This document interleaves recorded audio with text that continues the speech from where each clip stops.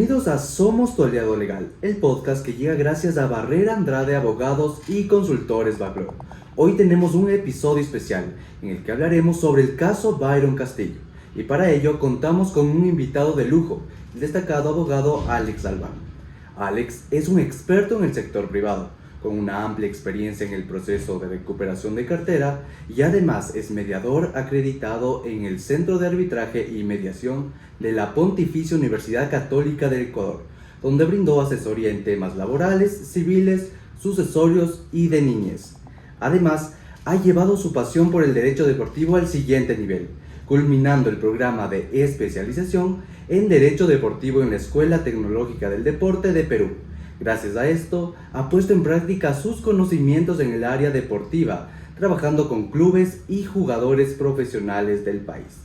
Estamos emocionados por este episodio en el que Alex nos brindará su experiencia y conocimientos sobre el caso Byron Castillo. Así que, comencemos. Bienvenidos a Somos tu aliado legal. Alex, bienvenido. Muchas gracias, Esaú. Gracias por la bienvenida. Es un gusto para mí poder compartir este espacio contigo, con todas las personas que nos escuchan. Bienvenidos. Este tema de Byron Castillo ha sido algo que nos ha dejado latentes a todos los amantes del fútbol en el país y precisamente es algo que se sigue discutiendo. Qué honor que podamos compartir este espacio y conversar un poquito sobre este tema. Okay. Y empecemos con la cronología del caso Byron Castillo, que empieza a partir del 26 de abril del año 2022 con el juicio a Ecuador que desautó un auténtico conflicto entre la Federación Chilena, entre la Federación Ecuatoriana y otras federaciones que también intentaron verse involucradas en esta situación, y se da a partir de una serie de especulaciones sobre la identidad del jugador, si es o no ecuatoriano.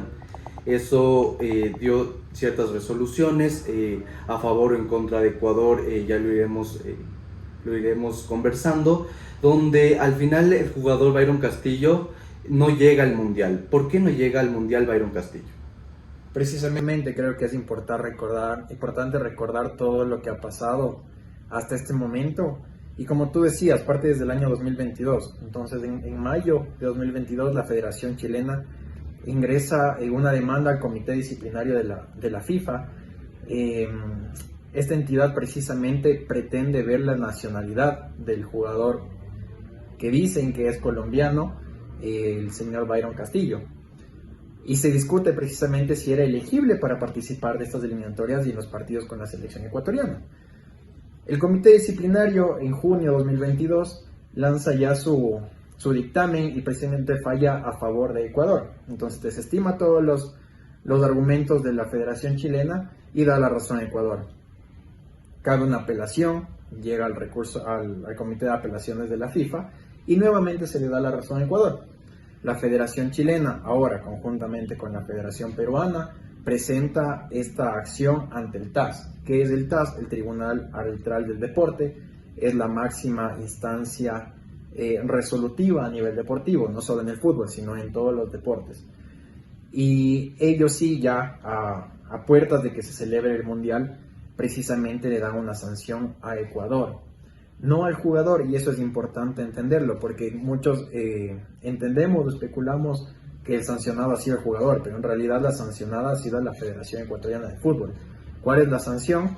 Precisamente comenzar con -3 puntos la siguiente fase eliminatoria para la clasificación al siguiente mundial, que será en 2026, y también una multa económica de 100.000 francos suizos, que son alrededor de $114.000 de Estados Unidos de América, que son pagados directamente a la FIFA, ni siquiera a la Federación Chilena o a la Federación Peruana.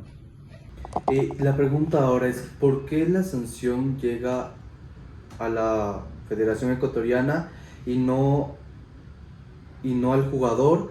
¿O por qué se da toda esta situación si se prueba que no se incumplió, por lo tanto Ecuador llegó al Mundial? ¿Por qué le sancionan a Ecuador y no al jugador?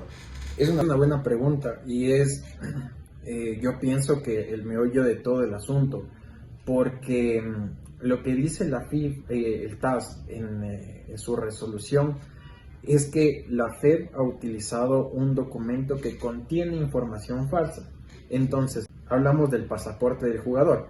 El pasaporte es totalmente válido, está emitido aquí en Ecuador, el jugador tiene cédula ecuatoriana, pero lo que dice el TAS es que ese pasaporte contiene información falsa, que es precisamente el lugar de nacimiento del jugador.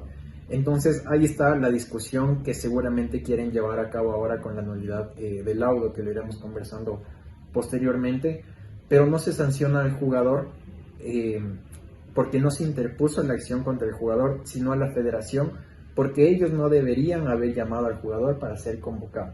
Entonces el jugador está totalmente libre en este sentido deportivo, no ha tenido ninguna sanción, sin perjuicio de que posteriormente la FIFA pueda abrir un expediente disciplinario contra el jugador directamente. Ok, y continuando, ¿por qué el TAS interviene y principalmente qué es el TAS en todo este tema deportivo? Justamente, para llegar al TAS debes cumplir o pasar por algunas comisiones o comités que te permite la FIFA. Pues inicialmente Chile, la Federación Chilena, propuso esta demanda ante el Comité Disciplinario de FIFA.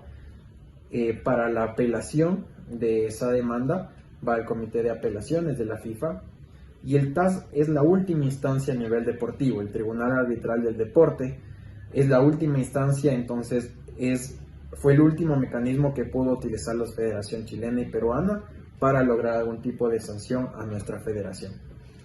Y ahora en toda la información que empieza a circular sobre el caso Byron Castillo, ¿por qué después de algunos meses de ya apelada el tema de la sanción a la federación, si se le convoca o no al jugador, qué pasa en la actualidad con Byron Castillo? A partir del fallo del TAS, se desprende una advertencia a la Federación Ecuatoriana de Fútbol. En el caso de que se le pueda convocar nuevamente, las sanciones pueden ser más severas para la federación.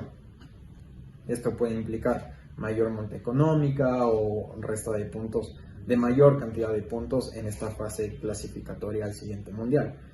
¿Qué es lo que cabe y qué es lo que viene adelante? ¿Y por qué nuevamente ha empezado a sonar este caso o se han escuchado noticias respecto a este tema? Una vez que se falla ante el TAS, como lo dije, es la máxima entidad a nivel deportivo. Sin embargo, nos queda la posibilidad ya a nivel judicial. Esto es algo mucho más allá del deporte. El deporte, recordemos que es un tema netamente entre privados. Pero cuando ya vamos al tema judicial, se vuelve vas a una entidad pública que pueda resolver sobre ese laudo arbitral. Y esto se lo debe hacer en Suiza. La FIFA tiene sede en Suiza, el TAS tiene sede en Suiza, y por lo tanto a quien le corresponde conocer cualquier tema sobre este laudo es la justicia de Suiza. ¿Cuáles son los caminos que se siguieron a partir de la resolución del TAS? El jugador Byron Castillo y la Federación Ecuatoriana de Fútbol interpusieron un recurso de nulidad del laudo arbitral por caminos separados, es decir, Byron 1 y la FEP otro adicional. Lo que se ha escuchado actualmente es que la justicia, la justicia civil de Suiza ha inadmitido el recurso de Byron Castillo por no ser una parte dentro del laudo arbitral. Entonces recordemos que la sanción no fue al jugador, sino a la federación. Entonces, como el señor Byron Castillo no tiene nada que ver en ese laudo arbitral, no tiene la posibilidad de poder presentar algún recurso ante ese laudo. Entonces, ante esta decisión, ¿qué le espera al jugador? ¿No puede regresar a la selección? ¿O qué debería hacer la federación y tanto el jugador para que esto pueda suceder? Ahora lo que le queda al jugador es esperar la resolución de la acción de nulidad presentada por la FE. Entonces, dependemos de esa resolución para ver si el laudo sigue en pie o de alguna manera se bajan esas sanciones de la federación.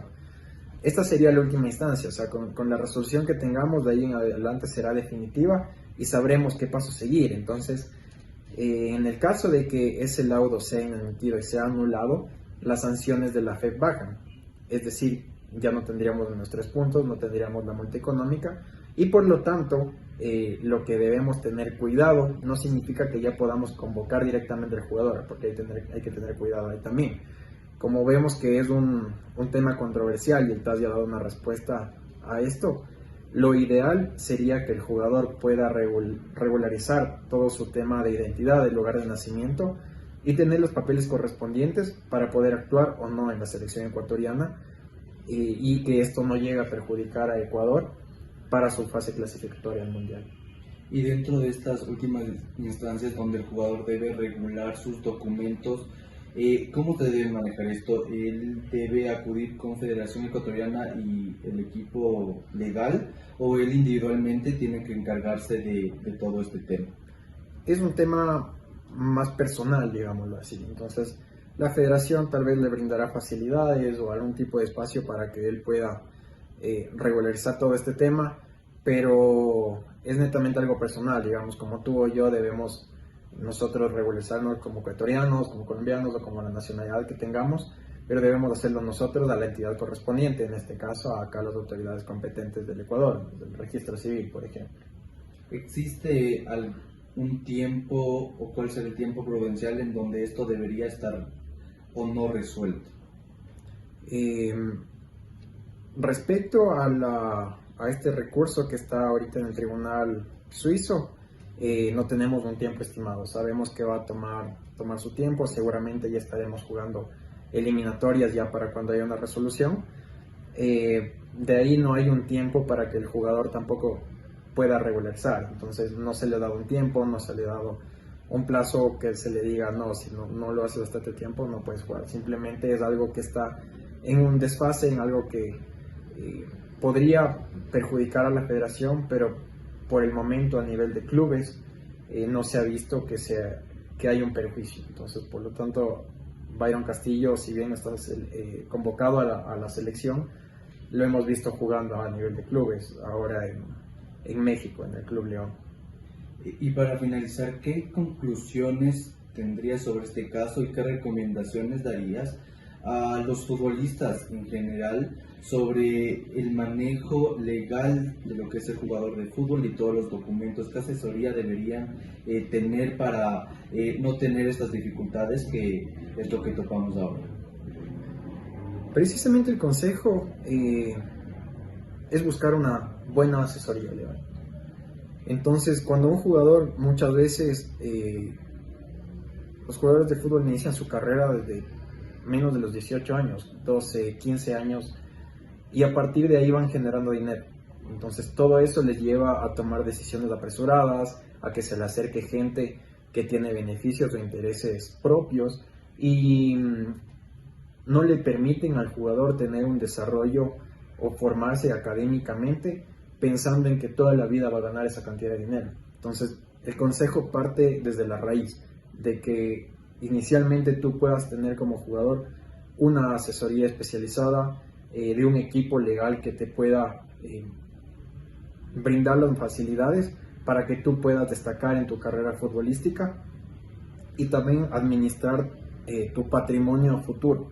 Entonces que este tipo de cosas luego no puedan llegar a afectarte en el futuro y más bien de toda la experiencia que tú tengas poder sacar frutos cuando se acabe ya tu carrera a nivel futbolística profesional, que sabemos que no es muy larga. Agradecemos una vez más a Alex Galván por su participación en su podcast Somos tu aliado legal, que llega gracias a Barrera Andrade Abogados y Consultores Baclo. Muchísimas gracias, Alex, por tu participación. Con gusto, Saúl. Gracias.